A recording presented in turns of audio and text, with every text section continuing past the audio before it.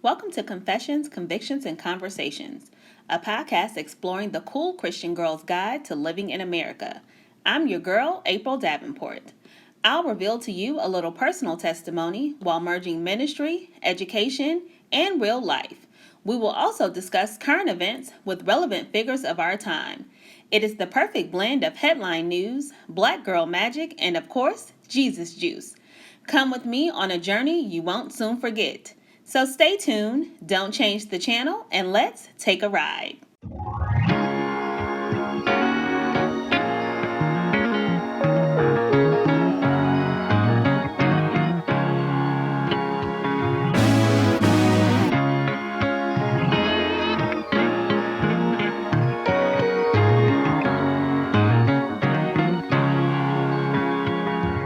Welcome to Confessions, Convictions, and Conversations. I'm your host, April Shanine Davenport. I'm so excited that you are with me for episode 4 of Confessions, Convictions, and Conversations.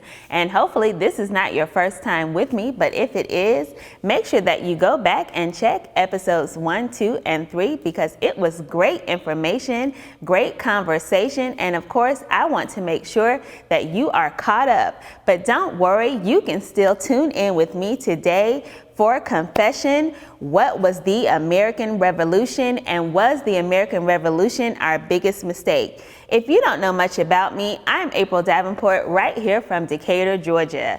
And I want to make sure that you are always connected with me on social media, so make sure to connect with me on Instagram and on Facebook and on Twitter because of course, I want to be connected with you and I want you to be a part of April's Army.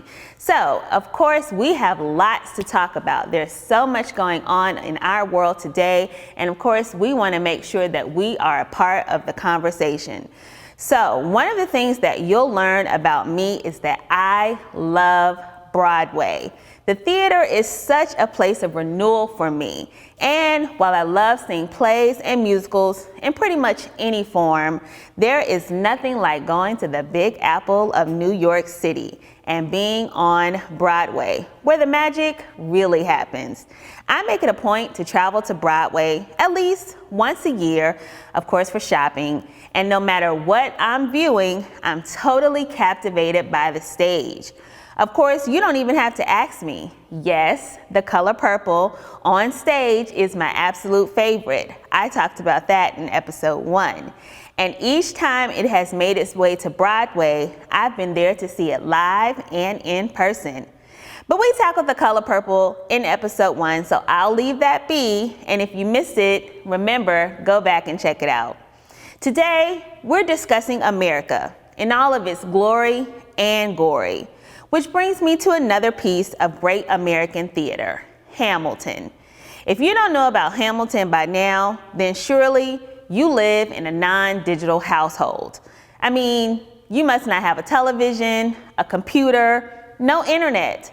When Hamilton first made its debut in Broadway in 2015, no one knew that it would become a cultural and historical phenomenon.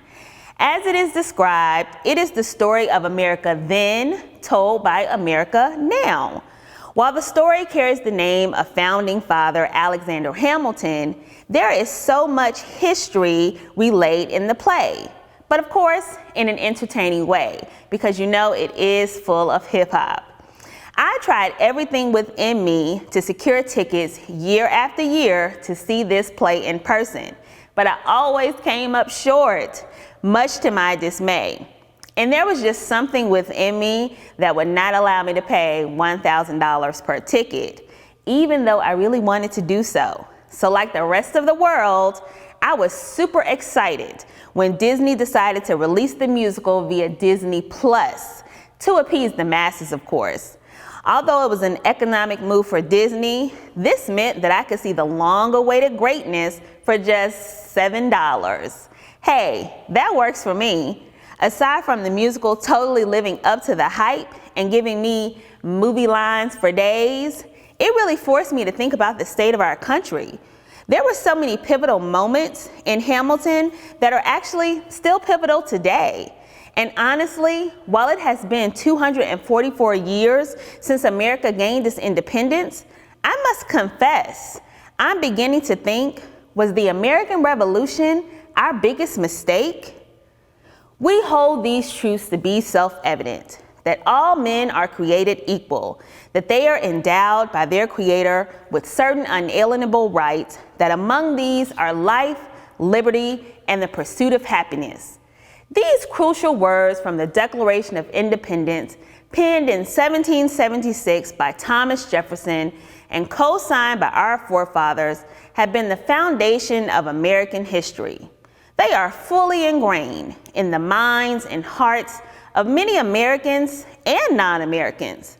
The principles held in this one sentence set forth a mantra for others to follow long after the forefathers would be here to ensure that they would be enforced. When departing from England's rule, they sought equality for all men, or did they? In 1776, slavery had already been instituted into the American fabric, so it was almost impossible that the forefathers thought that all men were created equal, when the horrific practice of slavery had already created a huge divide in this country. So what did equal really mean to Thomas Jefferson? Equality is a reoccurring theme in the United States. The people in this country, whether native or immigrant, are in a fight for freedom on many accounts: race, gender, socioeconomic status, and other fronts. America, despite its almost 250-year history, is continually in a fight to define what it considers to be justice. When America declared its independence, it successfully removed itself from England's control, but it did not successfully identify itself as a country. And even in freedom, there is identity. When Jefferson mentioned inalienable rights, he did not list any tangible rights, and the ambiguous words of life, liberty, and happiness can be altered by the person who is defining them at the moment. For the slave owner, they are living life by being free, and they may feel as if they are giving life by allowing their slave to work. The equality present in the Declaration of Independence is actually not present at all. Jefferson also mentions that to secure these rights, governments are instituted among men, deriving their just powers from the consent of the governed. If America was releasing itself from British rule, then everyone in America at the time should have been considered as the governed. However, this was definitely not the case. The just powers only apply to persons in the room and their similar beings, which we know were just white men. These unalienable rights did not apply to women, to persons of color, or anyone outside of the general makeup of our forefathers. In fact, it would be over 100 years before women would gain access to the right to vote, and before many would even gain access to work. And that would be only because America would enter into war. Therefore, when Jefferson penned the word equal, he only considered persons equal to himself. 244 years later, and we're still having discussions and wars on equality in a country that was founded upon the principle of freedom and the thought that all men are created equal. What exactly was the goal of the American Revolution? To simply revolt against England, or to create a fair and just land? What would be the state of the country had we stayed under English rule? The irony of Hamilton is that the king is continually mocking America, wondering what will happen to America as he watches the country from afar, trying to survive. He sings, "What comes next? You've been freed. Do you know how hard it is to lead? You're on your own. Awesome. Wow. Do you have a clue what happens now? Oceans rise, empires fall. It's much harder when it's all your call, all alone across the sea. When your people say they hate you, don't come crawling back to me." While the words were penned by the writer Lin-Manuel Miranda, the creator of Hamilton, it's almost as if it's a time capsule, because I don't believe that the forefathers knew how hard it would be to run a country, how hard it is to actually lead. But unlike one of the King's other songs, we didn't go back to England. Do you really think that America has a race problem, or is it a class problem? Because a lot of times when I examine what's happening in America, I don't think that it boils down just to race.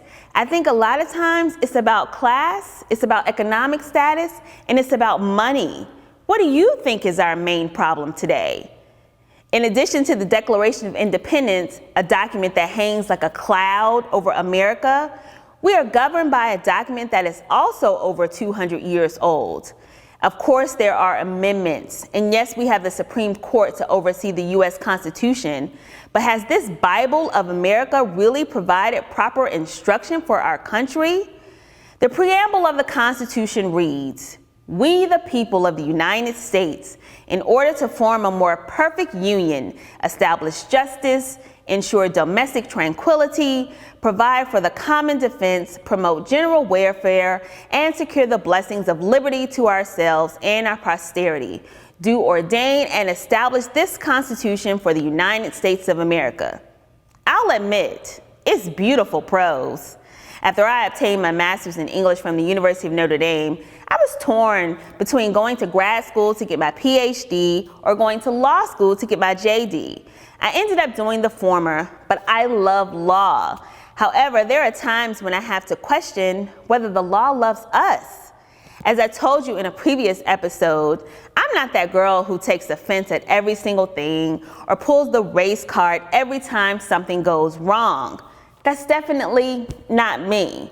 Yet and still, I would have to live in complete oblivion if I believed that we the people really meant we the people.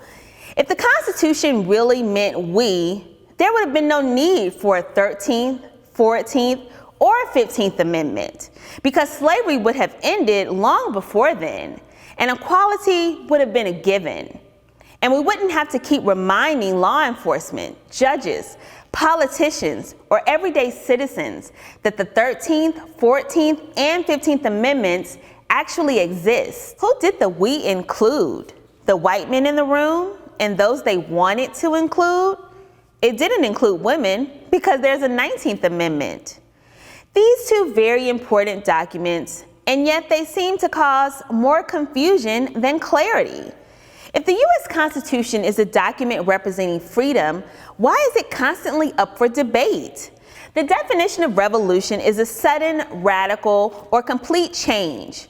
We know that the First Amendment guarantees freedom of expression and religion. But what else was sudden, radical, or completely different about America after the Revolution? What is radical and completely different from the America of 1776 and the America of 2020? Sure, technology has infiltrated our society, but the two parties that were created back then are the same two parties that keep our nation divided. The fight for power is the same fight that prevents our country from truly being a nation for the people, by the people. What is radically and completely different? Have you given up on a better America?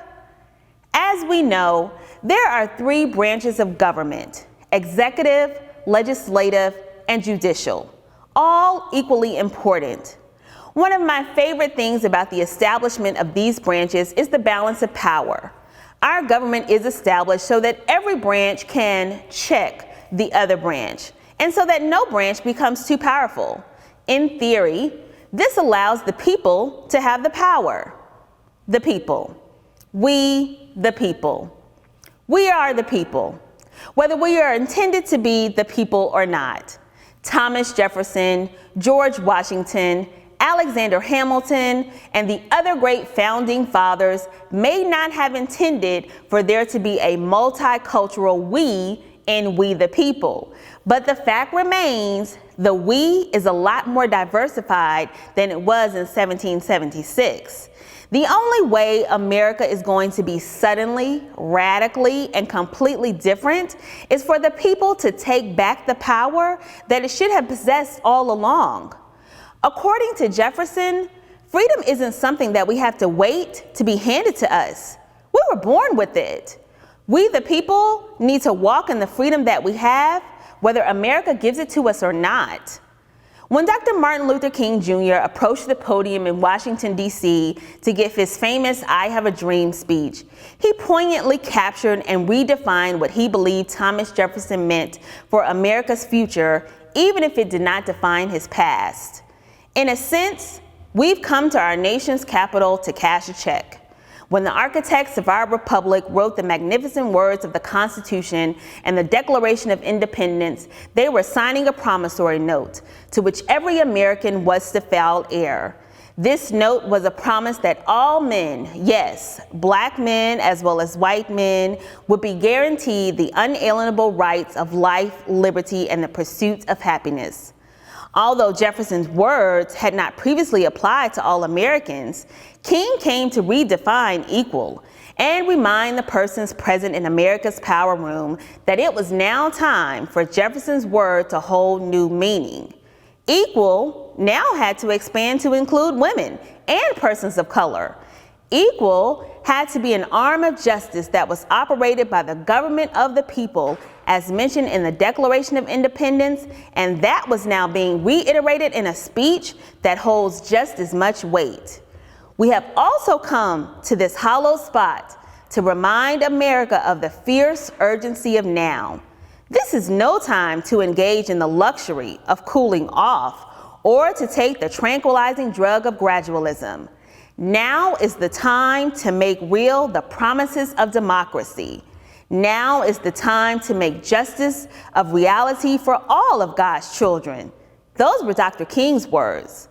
And just as Thomas Jefferson and the other founding fathers sought to absolve their relationship with England immediately, when Dr. King gave his famous speech, he thought America needed to make a change with haste and without delay.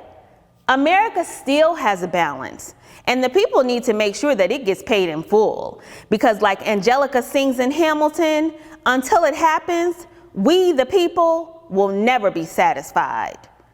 What can you do to ensure that you and others are guaranteed your unalienable rights? The American dream, the pursuit of life, liberty, and the pursuit of happiness is elusive to most, something of a fairy tale. Ta-Nehisi Coates has this to say about the American dream in his book, Between the World and Me. The dream seemed to be the pinnacle then, to grow rich and live in one of those disconnected houses out in the country, in one of those small communities, one of those cul-de-sacs with this gently curving ways where they staged teen movies and children built tree houses. The dream seemed to be the end of the world for me, the height of American ambition. What more could possibly exist beyond the dispatches, beyond the suburbs? He also goes on to explain that his true freedom came when he rejected the dream. In her critically acclaimed work, Behold the Dreamers, Mbolo Mbube writes the story of dreamers working, learning, and living in America until America rips their dream from them, and they are deported back to their homeland. Upon their departure, these words are written. They would lose the opportunity to grow up in a magnificent land of uninhibited dreamers. They would lose the chance to be awed and inspired by amazing things happening in the country, incredible inventions and accomplishments by men and women who look like them. They would be deprived of freedoms, rights, and privileges that Cameroon could not give its children. They would lose unquantifiable benefits by leaving New York City. Imagine a world where everyone believes that the American dream is still within arm's reach for everyone to attain. Is that fantasy or reality? What's your American dream? Thanks so much for tuning in to me for this episode for Confession. Was the American Revolution our biggest mistake? I appreciate you so much for watching, for listening, for being a part of my army. Make sure you stay tuned to me. Make sure that you're subscribed to me on Apple Podcasts, Spotify, or YouTube. And make sure that you're connected to me because I want to learn just as much about you as you're learning about me. And make sure that you stay tuned with me for next week's episode, same day, same time. And before you leave with me, allow me to pray for you. God, make sure that you continue to protect the people in my army. I don't know what's coming their way, but you sure do. Thanks so much for listening. Thanks so much for tuning in to Confessions, Convictions, and Conversations. We are just getting started, so make sure to connect with me on social at AS Davenport and at Fresh Start Fridays. For more information on the podcast, please visit www.asdministries.org. Also, don't forget to subscribe to the show and be a part of April's Army. Remember, any time is a good time to confess the Lord Jesus Christ as your personal Savior, live by your own personal convictions, and it's always a great time to have a good conversation. I'm your girl, April Davenport. See you next time.